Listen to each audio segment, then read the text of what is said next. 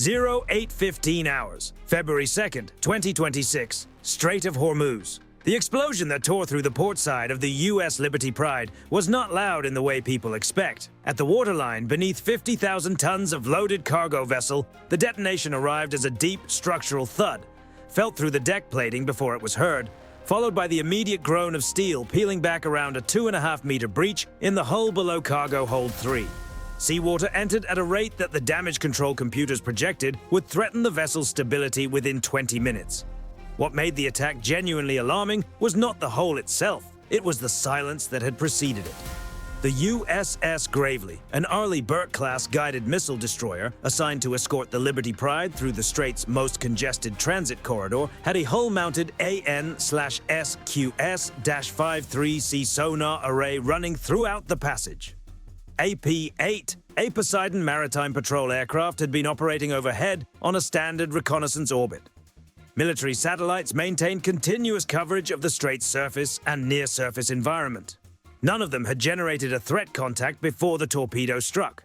The Gravely's towed array sonar registered the acoustic signature only after the fact, a fleeting propeller harmonic captured as the attacker repositioned following the shot. The combat data library matched it in 4.2 seconds. A Ghadir-class midget submarine, Iranian manufactured, displacement approximately 150 tons. A vessel that had been in service long enough that American intelligence assessments had categorized its technological relevance as limited. That assessment had just been revised under combat conditions. To understand how a 150-ton submarine penetrated a surveillance architecture worth billions of dollars, you have to understand what the Ghadir had actually done for the 48 hours before it fired. It had done nothing. Main engines shut down. Auxiliary power disconnected. Lithium-ion batteries drawn down to the minimum load required to sustain life support for the crew. The vessel had settled onto the seabed in a section of the Strait floor littered with decades of accumulated metal debris, discarded anchor chains, corroded hulls of vessels that had grounded over the years, the general clutter that accumulates on the bottom of the world's busiest oil transit choke point. To the Gravely's passive sonar, this 29-meter steel cylinder, lying motionless and cold among similarly sized metal objects, was acoustically indistinguishable from its surroundings. The Ghadir had not outrun American technology. It had opted out of the conditions under which that technology operates. Passive sonar finds submarines by detecting the sounds they produce. A submarine producing no sound, lying still in an acoustically cluttered environment, does not present a target. It presents nothing at all. But the ambush was only the first layer of what Tehran had constructed. When the Gravely's sonar established the contact and the ship turned to pursue, the tactical picture shifted immediately.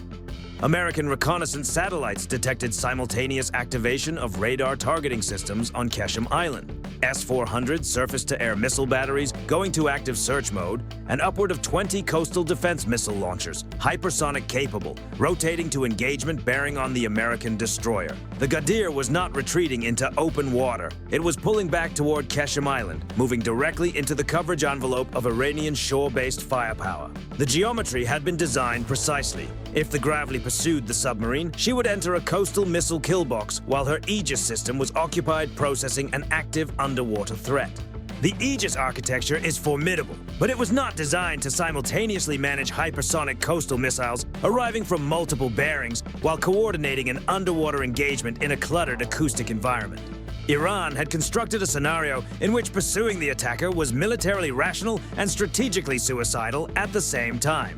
The Gravely held her position. The underwater pursuit was passed to aviation assets.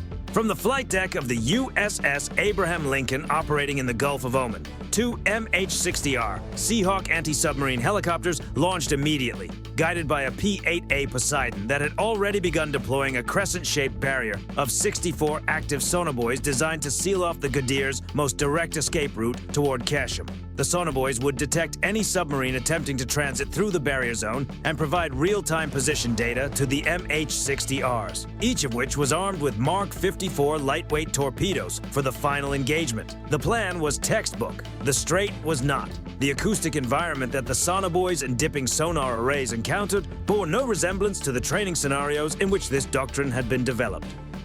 More than 100 oil tankers were threading the Strait's traffic lanes simultaneously, each producing the low-frequency propeller and engine harmonics of vessels displacing tens of thousands of tons. The Liberty Pride itself, now listing and taking on water, was generating a continuous acoustic output of twisting, stressed steel, an irregular broadband noise source directly in the middle of the search area. The hydrophones were processing a picture so saturated with interference that distinguishing a quiet submarine from the ambient din was beyond the current filter settings. And the Ghadir had anticipated exactly this. Rather than driving for open water, the predictable escape vector the sonobuoy barrier had been deployed to intercept, the Iranian captain pushed deeper and turned back toward the underwater terrain near a sunken vessel lying on the seabed at 35 meters. The wreck was old enough to have lost most of its magnetic signature to corrosion. The Ghadir settled under its stern, hull pressed against rusted steel, and went back to minimum power. On the American sonar picture, the contact vanished. The MH-60R pilots were still reconfiguring their noise filters when their laser warning receivers lit up simultaneously. Laser designation beams from man-portable air defense systems on the Kashim coastline, tracking the hovering helicopters. The crews broke from their search patterns, severed the dipping sonar cables, and climbed hard to exit the MANPAD engagement envelope. The underwater picture went blind. The anti-submarine operation had been suspended. At the same time, the Gravely's air search radar registered a new contact set emerging from the Iranian coastal radar horizon. 20 Shahed 238 jet-propelled loitering munitions approaching at near-sonic speed in a wave formation designed to force the escort's defensive systems to divide their processing load between surface, air, and subsurface threat tracks simultaneously. Electronic warfare systems on Kashim Island activated in support, generating interference across the GPS frequencies used by American torpedo guidance systems and the Link 16 data network connecting the MH-60Rs to the Gravely's combat management system. Iran had layered the engagement specifically to prevent the concentration of American capability on any single problem. The Ghadir remained hidden. Time continued to accumulate on Iran's side. Every minute the submarine stayed concealed was a minute the American command had to manage an escalating multi-axis situation without resolution. The Fifth Fleet needed a sensor that the acoustic environment could not defeat, and a delivery system that Iranian air defense could not threaten. Neither surface ships nor helicopters could re-enter the search area without accepting unacceptable risk. Conventional sonar was useless in this noise environment. The problem required a different physics entirely. The order went out via extremely high-frequency satellite relay to a Virginia-class nuclear attack submarine holding position in deep water outside the strait. The Virginia did not enter the contested zone. Instead, she opened the external payload bay mounted along her hull and released 2 Orca XL extra-large unmanned undersea vehicles. Autonomous submarine drones commissioned into the fleet in 2025, propelled by fuel cells, generating no detectable acoustic signature, and guided entirely by onboard artificial intelligence without requiring any communication link that could be intercepted or jammed. The search method was the critical departure from everything that had failed so far. The Orca drones did not use sonar. They carried a combination of a next-generation magnetic anomaly detection system and a blue-green laser scanner, a wavelength that penetrates seawater to operational depth and can reconstruct three-dimensional objects from reflected return data. The 2 vehicles descended to the seabed and began working through the debris field methodically, the AI building a continuous magnetic field map of everything their sensors contacted. The physics of what they were looking for is straightforward. Iron and steel generate a local magnetic anomaly, a measurable distortion in the surrounding field. An old shipwreck corroded over years of saltwater exposure loses ferrous density as its metal oxidizes. Its magnetic signature diminishes with age. A modern submarine hull, built from high-strength steel and sitting on the seabed for 48 hours rather than decades, retains its full magnetic signature. The difference in field density between an old wreck and a recently positioned steel pressure vessel is detectable with precision instrumentation. And the Orca's anomaly detector was designed for exactly this discrimination. 12 minutes after the Orcas began their sweep, the AI flagged a contact, a block of metal with a magnetic density profile inconsistent with the surrounding corroded debris positioned just aft of the sunken vessel's stern. The blue-green laser completed a scan and returned a 3-dimensional reconstruction, a 29-meter cylinder with a clearly defined conning tower. The Ghadir's position, depth, and orientation were now known to within centimeters. The data reached the command center before the Iranian crew realized they had been found. But they realized it almost immediately after. The Orca's passive hydrophones running alongside the active sensors detected the unmistakable sound of torpedo tube flooding, Tubes 1 and 2, and the weapons being loaded were not standard torpedoes. Intelligence identification confirmed VA-111 Shkval supercavitating torpedoes, weapons that generate their own cavitation bubble to eliminate water resistance and achieve speeds approaching 200 knots. At the range between the Gadir and the USS Gravely, the Shkval's transit time was measured in seconds. The Gravely's close-in defensive systems were not rated against a weapon at that velocity and that proximity. If the Gadir launched, the destroyer was in genuine danger.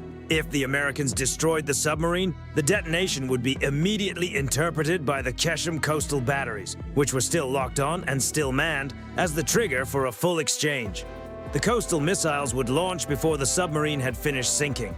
A mutual kill scenario in the world's most critical oil transit corridor, with Iranian shore-based hypersonic missiles already targeted on American ships, would not remain contained to the strait. The fleet commander's decision arrived in 2 words: non-lethal.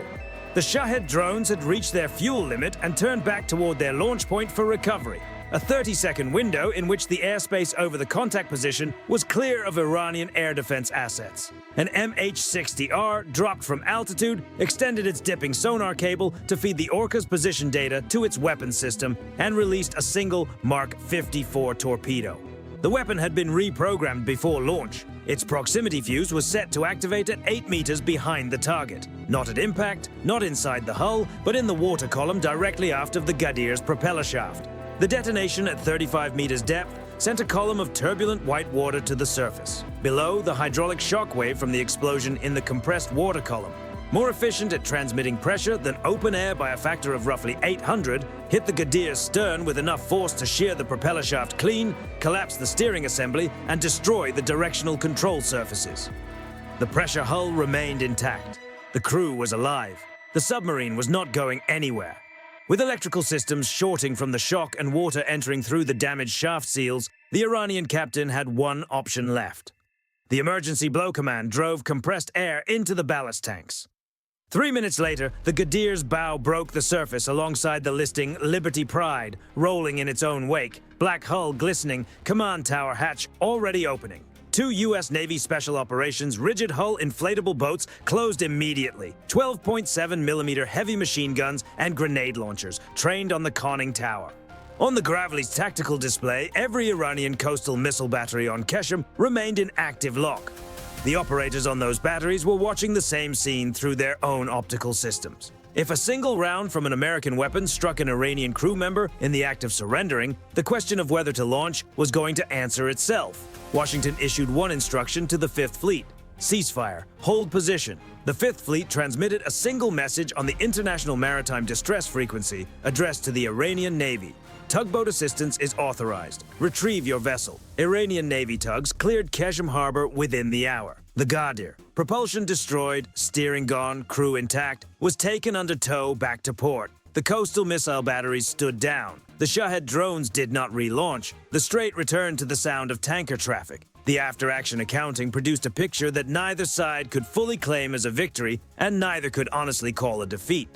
The Liberty Pride had a 2.5-meter hole in her hull and was under tow to Dubai for emergency repair. The Gadir had been rendered permanently non-operational without a single Iranian fatality. No exchange of fire had occurred between American forces and Iranian shore batteries. Freedom of navigation through the strait had not been interrupted beyond the immediate incident window. Iran's state broadcasters ran continuous footage of the Liberty Pride under tow, presenting images of the hull damage as evidence that a domestically manufactured submarine worth $20 million had successfully penetrated a multi-billion-dollar American defensive network and struck its target. This was factually accurate. The Gadir had accomplished its primary mission. The torpedo had hit. The ship had been damaged.